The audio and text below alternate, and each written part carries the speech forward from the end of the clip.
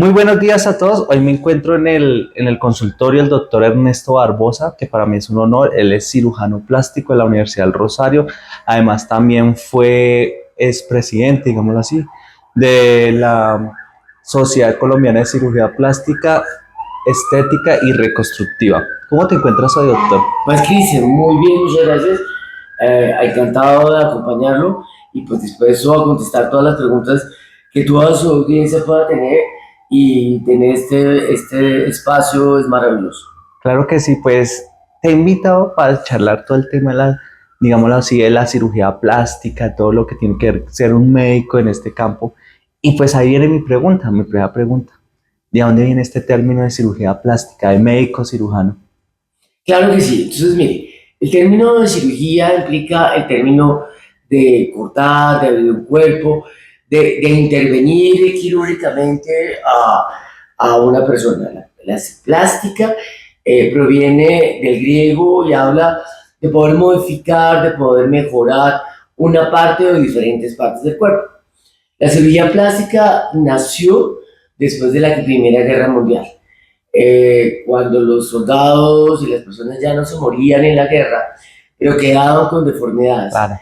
En ese momento hubo necesidad de empezar a buscar medios de reconstruirle muchas partes de su cara, de su cuerpo, para poderlos insertar a la sociedad y a sus familias donde habían salido. De ahí sale nuestra especialidad, 1915, 1916, y ha habido obviamente un largo camino en donde diferentes personalidades, diferentes especialistas han hecho sus aportes, iniciando en la cirugía reconstructiva y de ahí partiendo a la cirugía plástica estética. No existe cirujanos estéticos, no existe cirujanos cosméticos, existen cirujanos plásticos. Claro que sí, es claro y es mejor tenerlo claro en este aspecto. Recordemos que un cirujano plástico, primero que todo, es un médico, ¿no? Claro, eso es lo más importante. El, antes, muchos pacientes tenían confusión porque los títulos de médico en Colombia salían como médico y cirujano. La razón es una razón de tipo histórico. Durante más de 1000 años, la medicina y la cirugía andaban cada una por su lado. Claro. La iglesia en la Edad Media prohibió que los médicos hicieran cirugía. Los que hacían cirugía eran los barberos. Y fue hasta más o menos como 1600 algo que volvieron a unirse y de ahí los títulos de medicina, el título decía médico y cirujano. Eso desde este siglo ya todas las universidades colocan solamente el título de médico general para que los pacientes no tengan confusiones. Claro. La cirugía, o bien sea de cirugía general, que son los doctores que manejan apéndices y vesículas, los de ortopedia, los doctores requieren una especialidad aparte. En el caso de la cirugía plástica, requiere una especialidad de 4 años, en donde uno está en dedicación exclusiva aprendiendo la especialidad. Claro que sí, ¿no? Y es importante aclarar este tema porque despierta mucha duda en los pacientes, ¿no? Incluso de uno que no es médico. Mira, si son médicos, que es un cirujano plástico, etcétera, ¿no? Y que siempre lo asocian con la estética, más no con la salud, ¿no? Sí. Pero tiene que ver, ¿no? Yo creo que efectivamente uno verse bien también tiene verse saludable, ¿no? Claro, es muy importante siempre el tema de seguridad del paciente y la salud del paciente. Es importante por eso cuando el paciente se ve en el consultorio, revisar antecedentes, fuera de las necesidades y lo que quiere el paciente mejorar en su cuerpo, es muy importante ver esa parte del organismo, cómo está, qué enfermedades tiene, qué antecedentes ha tenido.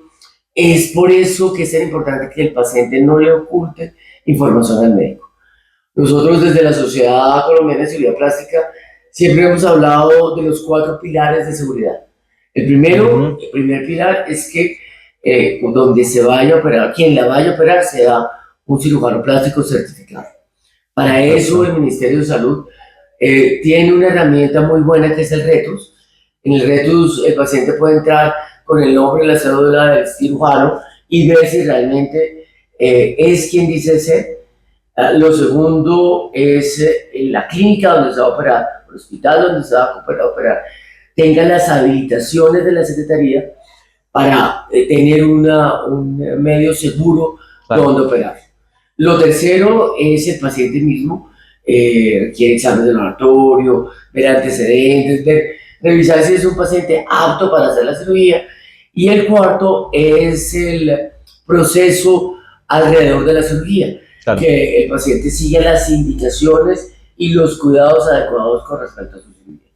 Interesante lo que mencionas porque efectivamente se han visto casos en el que los pacientes no quedan satisfechos o incluso se presentan temas más graves como, digamos, lesiones irreparables o desfiguración o incluso la muerte, ¿no? ¿Cómo se combate esto desde la academia y desde ustedes, desde la asociación?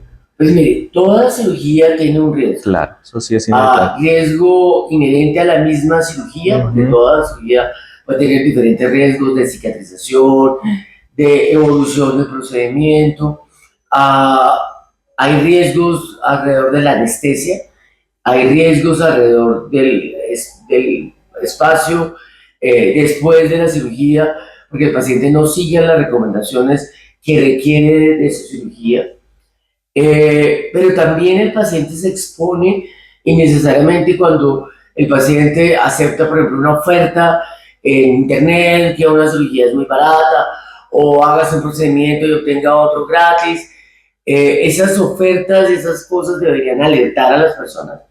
Muchas veces, desafortunadamente, los pacientes caen en manos no adecuadas, sin los estudios, sin las certificaciones, sin el manejo adecuado alrededor de un procedimiento. Tristemente uno ve pacientes operados en su casa o operados en una peluquería o en un hotel o en un consultorio. Para eso la Secretaría de Salud dice, mire, aquí en el consultorio con las condiciones que usted tiene puede hacer X cosa. Más allá de eso, usted necesita una clínica o un hospital para hacerlo. El hecho de que el paciente quiera ahorrarse pronto unos pesos implica que está poniendo en riesgo su salud. Y eso lo ve uno en diferentes ámbitos.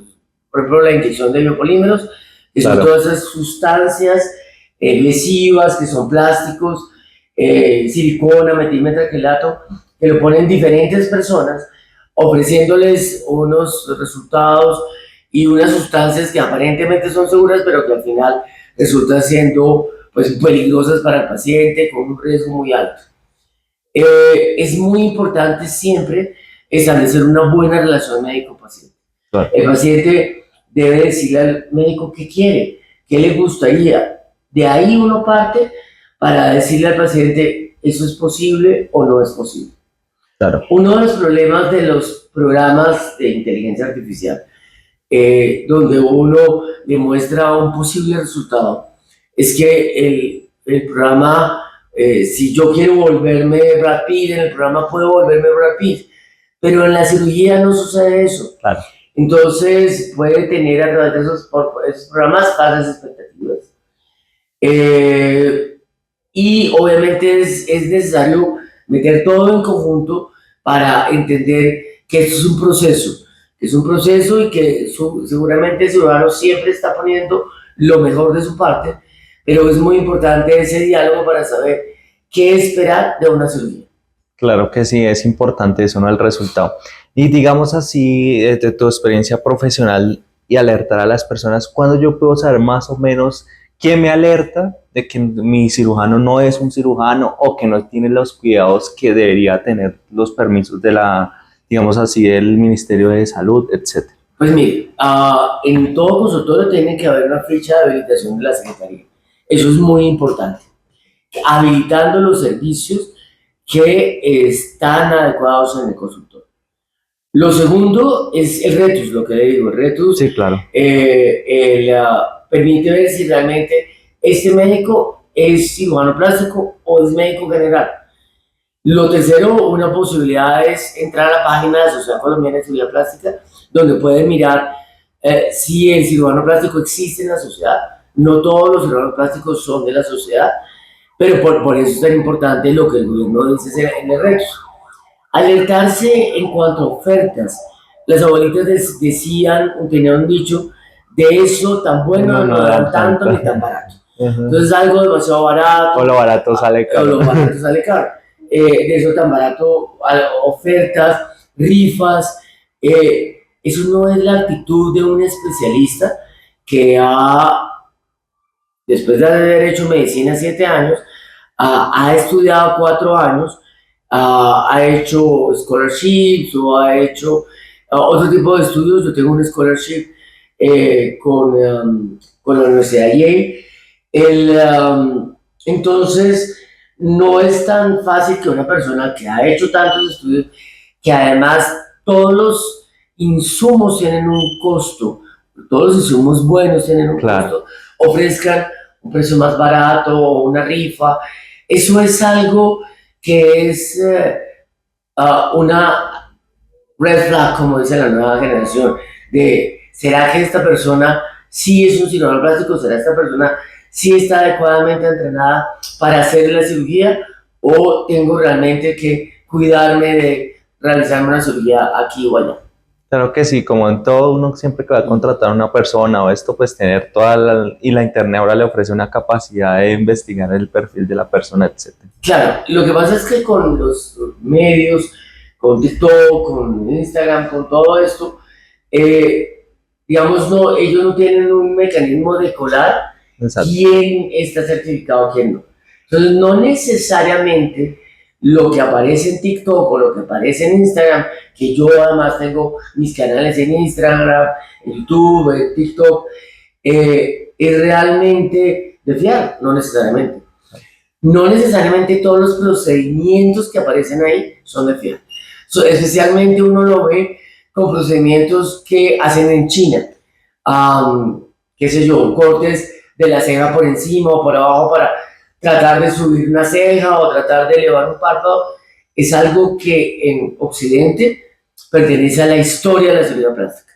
Lo hicieron en los años 30 del siglo pasado, los años 40, y se dejó de hacer porque dejaban unas cicatrices deformantes.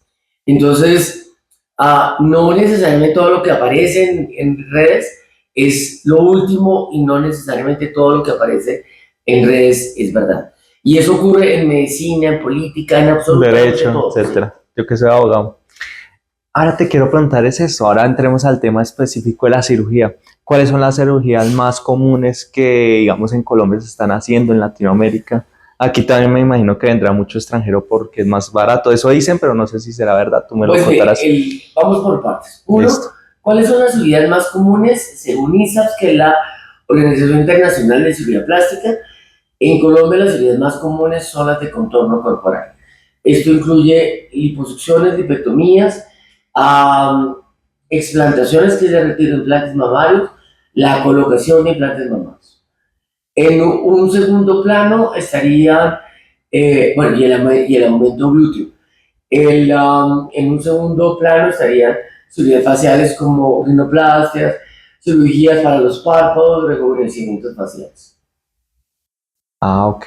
¿Y esto también aplica para hombres o es solo para mujeres o es en general? En general, aplica para mujeres, para hombres. Cuando uno mira a los hombres superan más la nariz, los párpados, y en un segundo plano liposucciones o lipectomías o otras cirugías de contorno corporal. Y hablando de turismo médico, claro que hay mucha gente que viene. La mayor cantidad de personas que vienen son colombianos que viven afuera. En el extranjero. Lo otro que vienen son parientes políticos de colombianos que están afuera.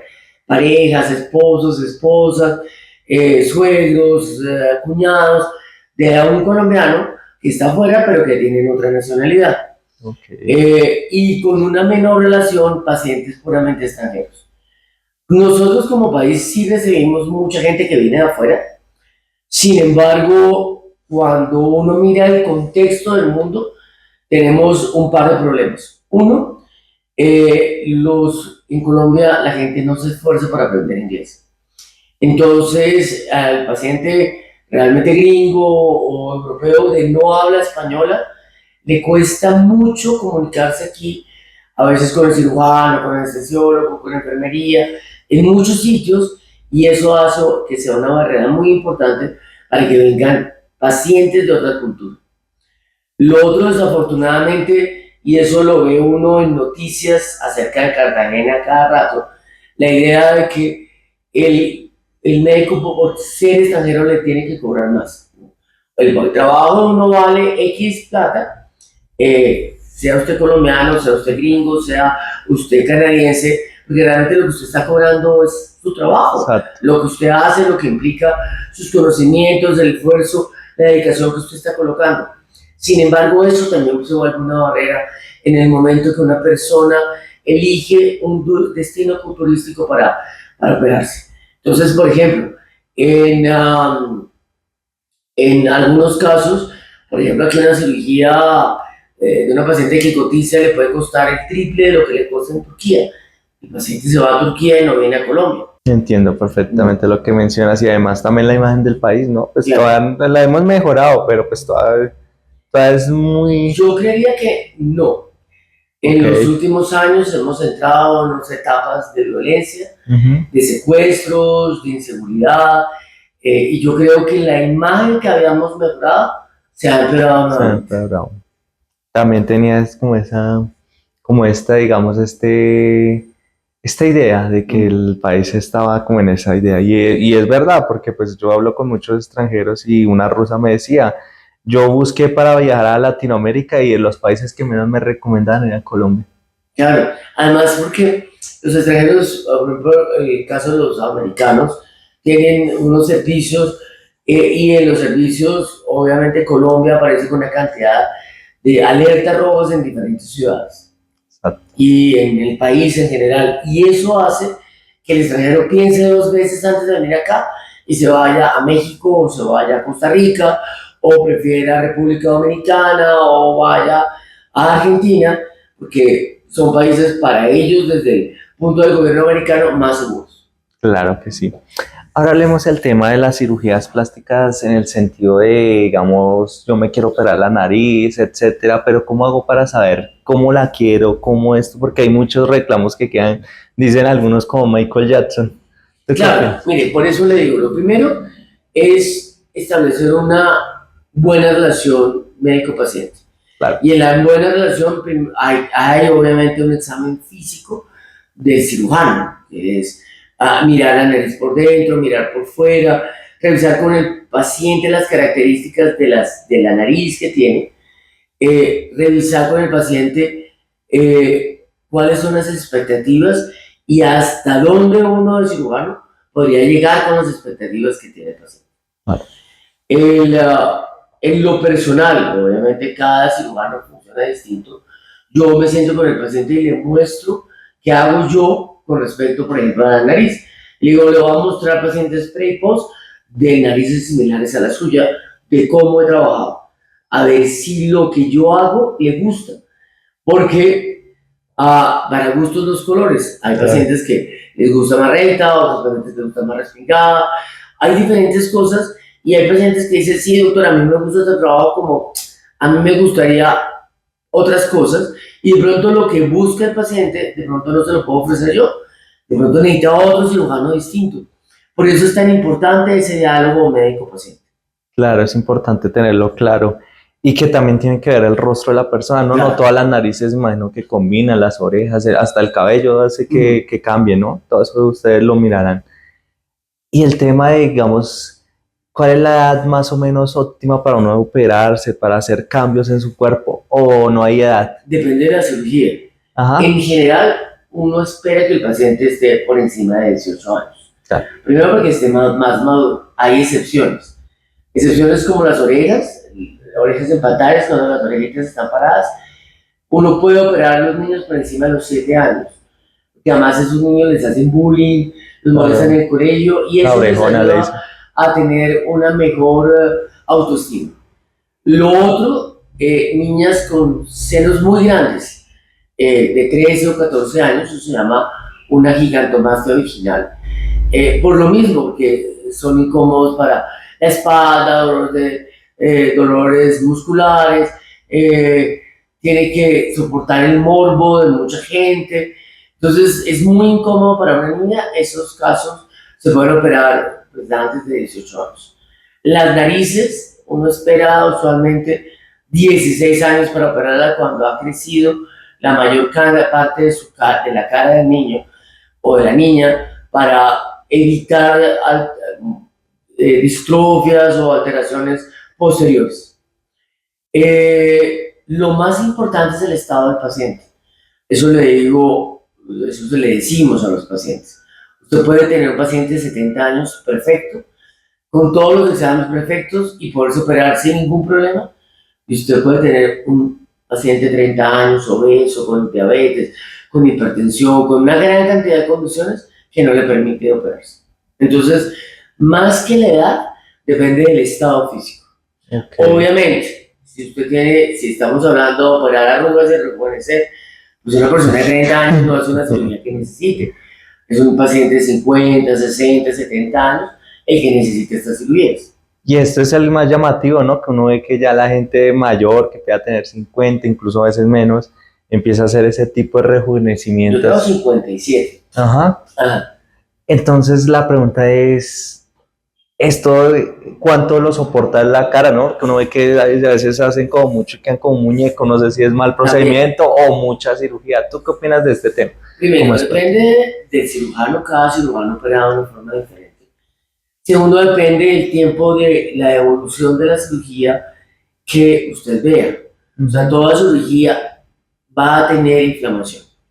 Y depende de la cirugía, se inflaman más, se inflaman menos. Depende de las condiciones del paciente. Si les gusta tomar traguitos, si les gusta algunas cosas, hace que el paciente se inflame más que otros. En la medida que haya más inflamación, ese proceso de bajar la inflamación, pues muy probablemente se demorará más tiempo. Entonces usted ve, por ejemplo, actrices de Hollywood o actores de Hollywood recién operados porque las agendas no le dan para ocultarse X cantidad de tiempo y al principio salen pues inflamados, como raros, pero si usted los ve a ese mismo actor o a esa actriz a los 3 meses, se ve otra vez bien y más joven. Entonces depende también del momento en que usted la tome a ese paciente de lejos a la cirugía. Obviamente también depende de la tecnología que se use. Tanto en la cirugía como después de la cirugía hay diferente tecnología que le ayuda al paciente a tener una menor desinflamación. Ok, sí, ya vamos entendiendo un poco más este tema, ¿no? Que son como esos míos, no, yo prefiero verme así, no como muñeco, que parecer, decían algunos como, todos dicen, por ejemplo, se burlan de que paren como Chucky o algo así, entonces uno ve todo eso en el medio, ¿no? En los memes, en las redes sociales. Claro, además hay una cosa, una cirugía bien hecha muchas veces no se nota. Claro. Una cirugía bien hecha, claro, lo notan las personas más cercanas, a usted o las personas que lo conocen de mucho tiempo, pero la gente a veces no la puede identificar. Entonces, pues finalmente no saben si se operó o no. Pero la cirugía que ha tenido una cicatrización inadecuada, que ha tenido no el resultado óptimo, obviamente esa cirugía se vuelve notoria. Claro, ¿no? Y como tú lo decías, también es el paso a paso, ¿no? Primero la preparación para la cirugía, luego la cirugía y luego el posoperatorio, ¿no? Hay un programa que obviamente es muy conocido que se llama Botch, donde muestran diferentes casos, resultados no deseados de cirugías. Muchos de estos casos son hechos por personas no entrenadas. Otros casos pueden ser por efecto de la cicatrización. Otros casos de estos puede ser porque el paciente va de un cirujano a otro buscando ciertos resultados y cada vez que usted se opera termina con más cicatriz. Claro. Y esto viene de mi siguiente pregunta, el tema de los problemas, porque muchas veces digamos así, el paciente no queda conforme y empieza a buscar la culpa del médico. ¿Cómo afrontan los médicos este tema? Pues mire, lo que le decía, el resultado quirúrgico depende de muchas cosas. Y lo más importante es el diálogo con el paciente, buscar una alternativa. Qué sé yo, hay algún problema de cicatrización, Hay muchas cosas que uno puede hacer como cirujano en el proceso de cicatrización. Siempre y cuando uno tenga un paciente que asista a los controles, que siga las recomendaciones. Y muchos de esos problemas de cicatrización son temporales. Y en el proceso que uno pueda mejorar esos procesos de cicatrización, el paciente va mejorando. Hay pacientes que de pronto desaparecen del consultorio, terminan donde el indio amazónico, donde otra persona que no tiene preparación y que obviamente van quedando solos en ese proceso de cicatrización. Hay pacientes que de pronto tienen resultados que no les agrada y que son muy fáciles de solucionar en la mayoría de casos, con una segunda intervención, quitando, qué sé yo, un poquito de grasa si quedó grasa, haciendo una revisión de cicatriz, utilizando tecnología láser o radiofrecuencia o diferente tecnología para ir llevando ese proceso de cicatrización a un buen término. Claro, entiendo. Te preguntaba sobre la cirugía de los hombres y el tema estético. No sé, la parte, digamos, el que me preocupa mucho, el tamaño del pene. ¿Eso también lo hacen ustedes? Sí, hay cirujanos que lo hacen. Yo en lo personal no hago ese tipo de cirugías. Okay. Tanto lo hacen cirujanos plásticos como urólogos. Es una cirugía que tiene muchas aristas, digamos, en cuanto al volumen, al alargamiento. Hay técnicas que sueltan los ligamentos para que se vea un poco más largo, pero realmente ahí sí vale la pena preguntarle al cirujano plástico si hace este tipo de cirugías. Claro, sí, porque sí. Te preguntaba, porque no sé si sea común, si lo hayas hecho, pero pues ya nos contestaste. No sé qué tal común sea, yo no lo hago. Ok. Ahora hablemos del tema de los consejos. ¿Qué consejos le das a una persona, digamos, que nos está viendo ahorita y tiene dudas, quiero operarme? A veces la gente hasta dice, quiero hacerme una cirugía, pero no sé ni por dónde empezar. Siento que no, o sea, mi cuerpo no me satisface o mi rostro, pero no sé qué hacerme. Lo más importante primero es identificar qué le molesta a usted. Okay. ¿Qué quiere mejorar? Eso es lo primero. O sea, porque si el paciente llega acá y le digo, es que quiero operarme, ¿de qué quieres operarte? No sé, quiero mejorar. ¿Qué quieres mejorar? No sé. Pues claro, uno de cirujano plástico se ha entrenado para operar desde la punta de la cabeza hasta la punta del pie. Pero es muy importante primero saber qué quiere el paciente. Si el paciente se mira al espejo y me dice lo que no me gusta es mi nariz, o lo que no me gusta es el mentón, o lo que no me gusta es que me veo gordo, eso es diferente y ya en ese momento puede ir a un cirujano plástico.